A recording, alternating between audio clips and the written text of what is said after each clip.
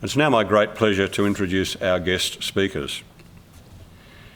And one might expect that a university that is over 100 years old would have clubs and association that formed as a result of its early needs, its operation, and its location.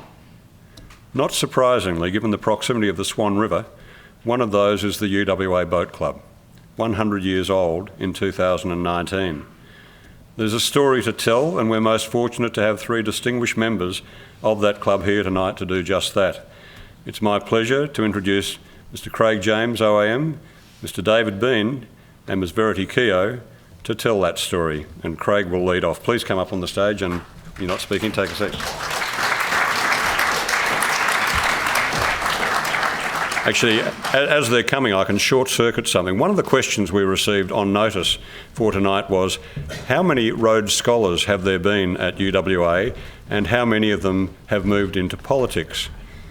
I think the answer is about 104 UWA Rhodes Scholars. I think I'd be pretty close. I can count reasonably well. And I think it's only about half a dozen went into politics. So a Rhodes Scholarship doesn't guarantee you moving into politics, does it, David? Who is a Rhodes Scholar?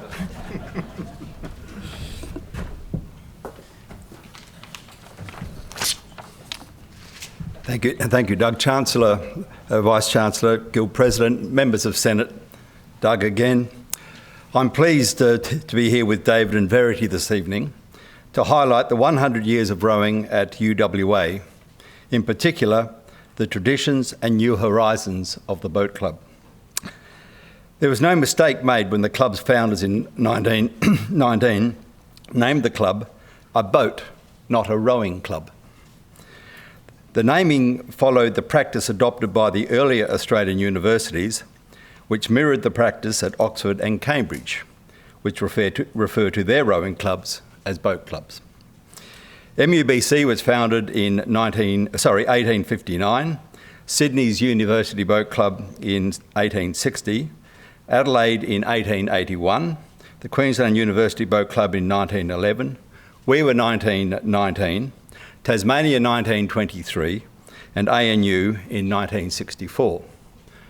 Common amongst all those are they were the first universities in each of those areas. I joined the boat club in 1969 in its 50th year. David joined soon after me, and Verity in 1993. We've all been and continue to be involved in rowing, coaching and administration at club and rowing association level. In fact, we'll all be at Champion Lakes tomorrow in various capacities for the public schools Head of the River Regatta. The club in 2009 is not as it was in 1969. In 1969, the club was a male-only undergraduate club of about 60 members with few graduates. In fact, in those times, rowers who graduated were encouraged to move away to make sure the club was undergraduate only. In that year, the membership fee was $12. Today, the club has in excess of 250 members, of whom 56% are represented by male and 44% female. It comprises undergraduates, graduates from other universities, and a large group from Shenton College. In addition, the club caters for recreational and learn to row activities. The membership fee starts from $600. In '69, the club was managed by an undergraduate committee, and it continues to be managed by an undergraduate committee, but now it's got the support of an advisory board made up of graduates who all have previously been on the club committee. That includes David and I. In '69, the club was well funded by the Sports Council. In that year, the club got a grant of $2,000 from the Sports Council when the cost of a new 8 was $1,800. Today, the club is poorly funded. Indeed, it has to pay to be a member of the Sports Council. And an 8 costs $40,000. In '69, the club had a modern fleet. They could afford it. They could buy a new boat every year. Today, the fleet is ageing, and the equipment which is bought is invariably second-hand. The competitive focus of the club in '69 was really on intervarsity, club regattas, the Nicholson Cup, Goyder Cup and Wilson Shield. In those years, the intervarsity regatta was the second most significant regatta in Australia after the interstate event, because at that time there hadn't been any Australian championships conducted. So getting a seat in a boat in an intervarsity crew meant you were a fairly good oarsman. In '69 there was no high performance program. Today there's a well-funded national rowing program with separate national training centres for male and females, 7 institutes of sport, all catering for high performance and offering a defined pathway for elite athletes. Intervarsity now is second option to national selection. There were no masters in the club in 1969. Today, masters make up 28% of membership.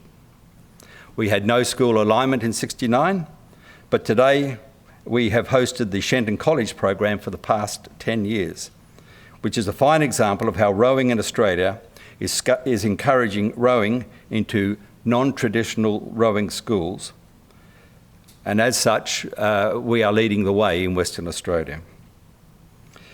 In '69, the club had a single boat shed, which was maintained by the university. The club had total control of the space.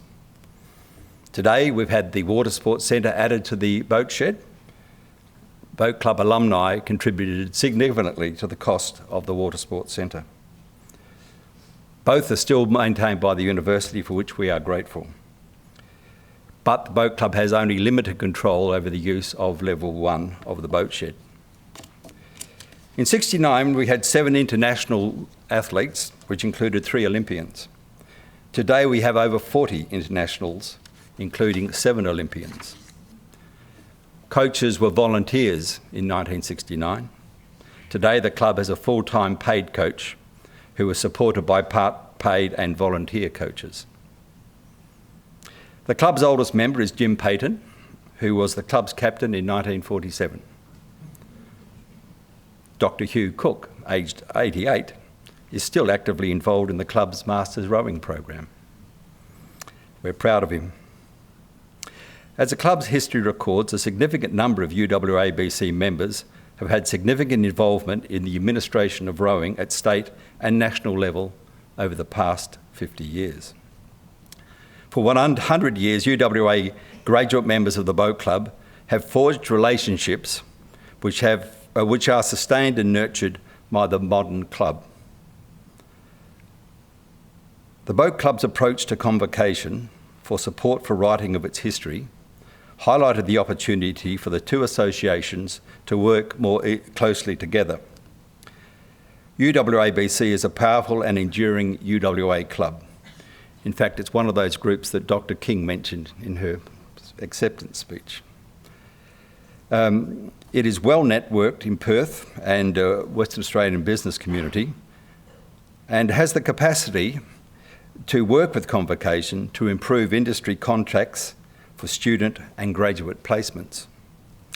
Such collaboration between UBC and the Convocation can also work to help UWA with its desire to ensure student and graduate satisfaction with their experience. Discussions on the basis of such a partnership have commenced, and the club looks forward to an ongoing participation with the university and Convocation.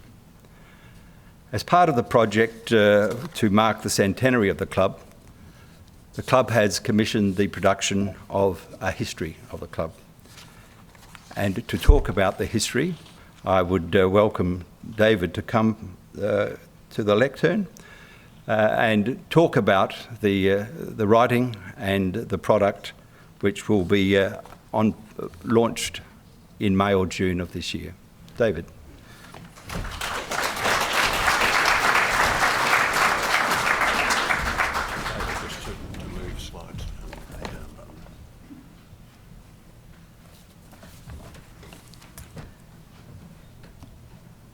It's a great pleasure to be here, and I echo Craig's acknowledgements to Convocation, to the Vice-Chancellor and the Chancellor of the University and members of Convocation.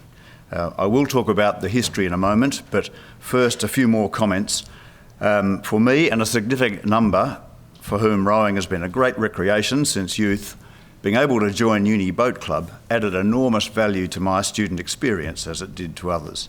And the affection and connection felt by me for this university has been strengthened by the bond with sport at this university. While of course the club has changed a great deal in 100 years, Craig showed how much it's changed since 1969. Strangely, the student experience at UWA for a boat club member for much of the club's first 100 years, 1919 to 2019, has been rather similar. Very early morning arrival at the shed for training, much of the day on campus with tutorials, lectures, the ref, the library, the guild, then a late afternoon return for more training, work on boats, planning for regattas, committee meetings, or simply hanging around the shed. All the while friendships grew and a bond of association and affection, as I said, with the club and the university formed. Today, that same experience is available and lived out by the current membership of the club, no less than in the past. The club is thriving in its 100th year. As Craig has said, it has 250 members at present, and one difference is that it's about 50% of that number who are undergraduate or graduate students. The club has a turnover of about $250,000 a year. It has a board to help guide the student committee. It has been Champion Rowing Club of Western Australia for the past 6 years, but is still the same place where layers of memorable student experiences and lifelong friendships are forged. All this adds so much value to the academic experience for a student. As Craig has said, diversity of membership is now a feature of the club, and the Shenton College experience is particularly valuable, I believe. I'll just say a little bit more about that. In 2010, UWABC, the boat club, became part of UWA's Learning Links program. Many areas of the university were encouraged by the university to connect with Shenton College. The boat club took up this challenge and has run with it ever since. In the first year, there were 30 Year 9 students in the program, having 3 sessions per week, with coaches and equipment supplied by the club. Then in 2012, the then captain Carly Payne and Shenton principal Mr Michael Morgan made a really strong commitment. Rowing became the compulsory term for physical recreation activity in Year 9, with the option to compete in regattas. As crews became proficient and affection for rowing grew, Shenton College students through to Year 12 joined the club. Soon a large cohort of students right through to Year 12 were training for competition in regattas and involved in early morning training and representing the club well. Now Shenton College students are a recognisable group within the club membership. In 2018 there were 89 Shenton College students, a part of the 250 total membership. Let me add a bit more about the management of a club of 250 student members, many students. The Student Management Committee has the same characteristics of most student committees. It turns over every 3 or 4 years as students graduate. The board of past members, with plenty of varied experience and all with a shared love of the club, as Craig said, is in it for the long term. And the board has been in existence for barely 10 years of the 100. The board has an interesting structure. The president is the youngest member of the board. He or she was often club captain a few years ago and is absolutely in touch with the day-to-day issues of the club and the challenges facing the current captain. So the board is kept in touch by the young president, and in turn the president and the undergraduate committee get some mentoring and advice from the rest of us on the board. In the centenary year, we want to highlight the value of the student experience. We want generations of future UWA students to have the boat club experience like the generation past. There are 3 parts to our centenary plans. One is the publication of our history, now completed and in the editing stage, which I'll come to in a minute. Secondly, a fundraising campaign to set up 2 long-term funds, one for providing rowing equipment to replenish and improve the ageing and largely second-hand fleet, as Craig mentioned. And the other fund is for the provision of professional coaches at both elite and general club level. Both are a requirement for a club of uni's complexity. And thirdly, there'll be a celebration, a dinner here in this hall, and social events at the club for members past and present. Turning to the history, I'd like to add my thanks to Craig's to Convocation for its contribution of $5,000 to the club history. We also thank the university for its contribution of $10,000. The book was commissioned by the board of UD Boat Club as part of the club's plans for its centenary. Professor Jim Wheeland, a graduate of UWA, Bachelor of Arts Honours in 1973, a Professor of English and Dean of Arts at Wollongong University, later a Deputy Dean at Curtin University, 2002-2005, before his retirement. He was an outstanding athlete as a young man and a pillar of both the UWA athletics and football clubs in the 1960s. In his retirement, he has written histories of both those clubs, a fitting apprenticeship, as we saw it, for the writing of the boat club history. Jim sends his apologies, he's unable to be here tonight. The book is entitled Come Forward Uni. This is the traditional command from a cox prior to the start of a race, and the title suggests stepping up to contribute to your club and university. The book is more than a comprehensive record of the first 100 years. Members of the club, past and present, will recognise experiences and stories which are important to them from a formative part of their lives.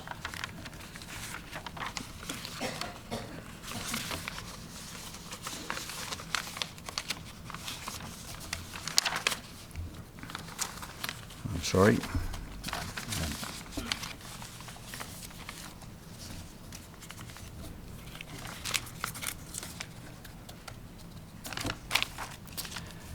There are plenty of stories about memorable coaches, coxswains and crewmates, of intervarsity regattas, spirited relations with university officialdom, the Guild of Undergraduates and Sports Council. There are stories about the boat shed itself, which is a much-loved landmark on Matilda Bay. Perhaps above all, memories of friendships formed as part of the student experience at the boat club will be sharply drawn out for the reader. This book covers an important strand in the history of the university itself, I believe, and I hope to show that in a moment. Jim Wheeland's description of the club's early years are full of atmosphere and bring our founders vividly to life. The first committee, led by club captain Walter Warboys, his secretary Harold Egberg, and the first treasurer Marsden Dempster, and their immediate successors, had extraordinary early successes.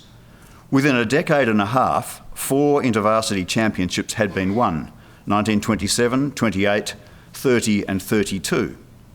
Professor Beasley, the law professor at the time, was the coach of the 1930 and 1932 winning crews. And the boat shed itself was built in 1929, 10 years after the club's founding. Yet perhaps more typical stories of UWABC over its first century are ones of financial struggle, fluctuating membership and a barely adequate fleet. The initial successes of the club in its first 15 years have absolutely returned in the last 15, and Jim Wheeland conveys it all. I want to give a snapshot of the thoroughness and, I believe, deep appeal of the book to the university community.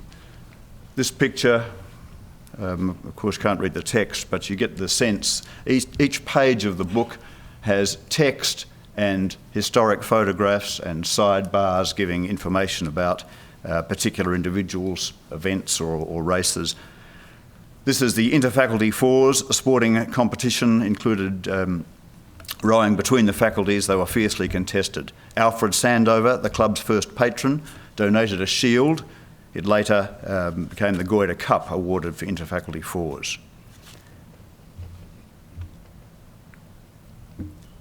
They are outside West's Rowing Club because University Boat Club members rowed from West at the foot of Barrack Street Jetty until our own shed was built in the late 1920s.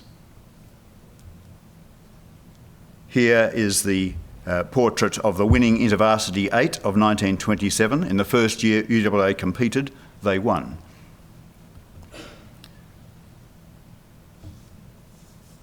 This fine framed portrait of the 1927 InterVarsity crew still hangs in the boat shed.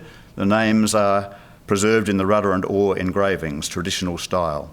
The InterVarsity crew, as I said, won again in 1928, and this had a great impact on the young club and the young university. In the first year of the club, 1919, there were 18 club members, and the university's student population was under 300. In 1928, the club membership, perhaps on the back of these 2 InterVarsity wins, soared, Jim informs us briefly, to 80 students. The student population was about 450 in 1928. This gave great prominence both to the club and intervarsity success, I'm sure reflected very well on the university.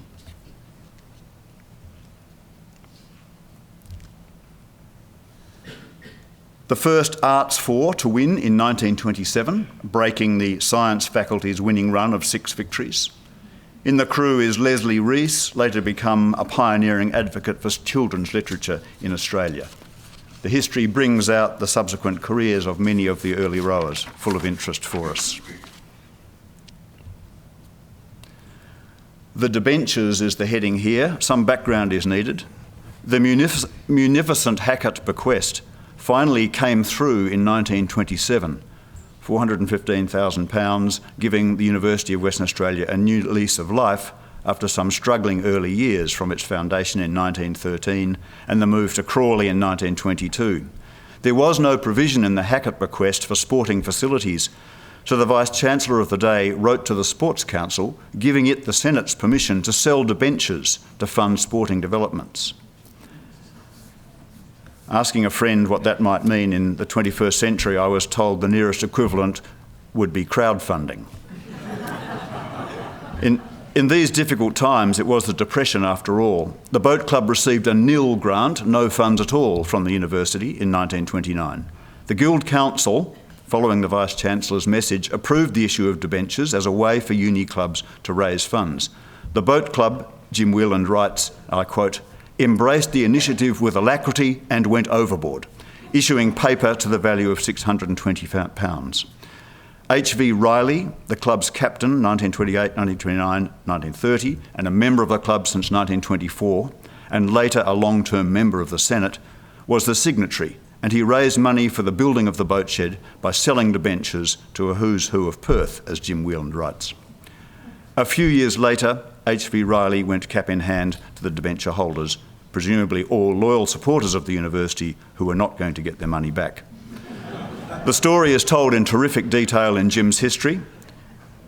To conclude that brief chapter, in January 1933, the Guild took over the loan and thus took over the boat shed, leasing it back to the club. Here is that boat shed, and a larger photograph. Pictured here, the print, the illustration here is a photo of the building at the opening day, and in the book we also have the architect Rodney Alsop's original drawings for the building. Those drawings were in the possession of Jim Payton and are reproduced in the book. You will notice that those who know the boat shed today will notice there is no second floor beyond the brick structure. The second floor came courtesy of the United States Navy, which took over the boat shed during World War II as part of its Catalina flying boat base. This strand in the club's history is wonderfully told by Jim Whelan, adding to that same strand in the university's history. Most pages, as I said a moment ago, are a combination of text and wonderful historic photographs, conveying aspects of university history and social history of each era, covered just as much as the rowing history. Jane Riley and Kerry Rollo gave access to their father, H.V. Riley's priceless album of 1920s photos, to Jim. I'm not sure whether the university archivist, who gave Jim Whelan such wonderful assistance in sourcing photos, knew of the Riley collection, but it is now available to us. A wonderful addition to the pictorial history of the club and indeed the university. In summary, I'm confident that the book, Come Forward Uni, will be a significant addition to the written history of the university, and of course it's wonderful as a history of our club. Returning to the present, what are we looking forward to?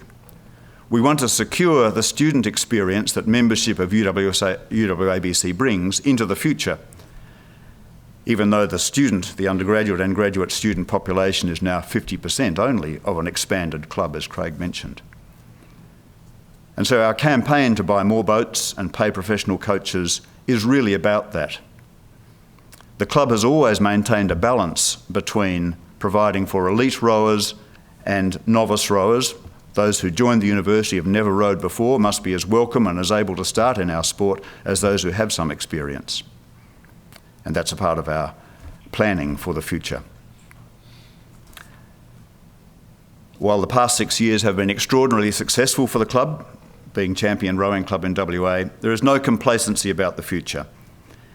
2019 is, of course, a mix of celebration, a year of celebration for us, but as I say, a great deal of planning for the future, using the expertise of the board, the large student committee, and all of our 250 members. Now I ask Verity to continue the story.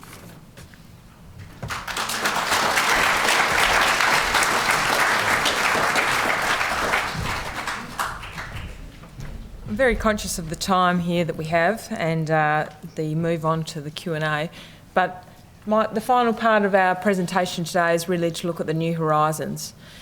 Looking at our student cohort that we currently have, I think it's been alluded to already, the importance that clubs play in engaging students with their university. It needs to be more than a place where students come to learn. And the boat club is an important part of that fabric of our university, and it has been for the 100 years it's been involved. We also note that all three of us are involved in school-age education and have current contact with the future students, both of this university and other universities. Students of today really look to more of the skills and attributes that they have and how they may match with the institution or the educational institution, that they choose to study at. More importantly than this then, they look to what courses they can do, but also what other opportunities universities provide.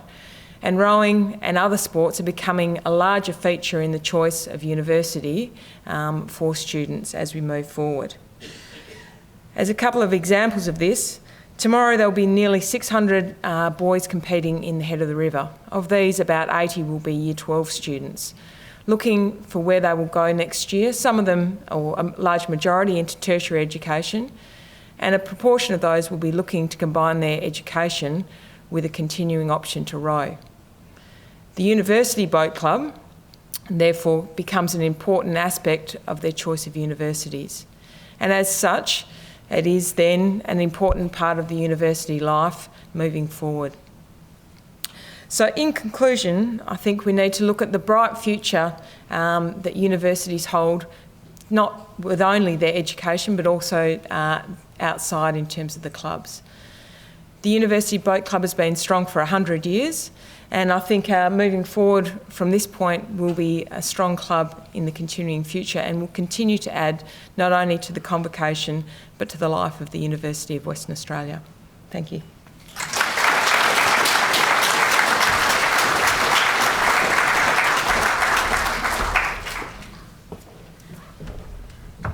Thanks very much, Verity, David and Craig.